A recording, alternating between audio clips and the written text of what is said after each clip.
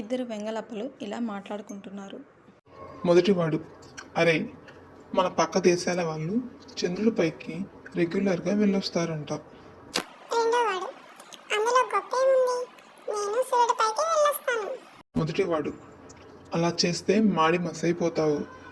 రెండోవాడు, నేనేమైనా తింగరోని అనుకుంటున్నావా, సాయంత్రం చల్లబడ్డాక వెళ్తాను.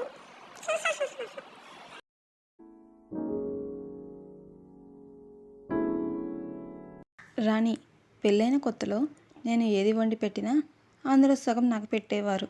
ఇప్పుడు నాపై ప్రేమ తగ్గిపోయింది, మొత్తం మీరే తినేస్తున్నారు. అమర్, అప్పట్లో నీకు వంట రాకపోవడం వల్ల నువ్వు వండింది తినలేక నీకు పెట్టేవాడిని. కానీ ఇప్పుడు కాస్త బాగానే వండుతున్నావు కదా.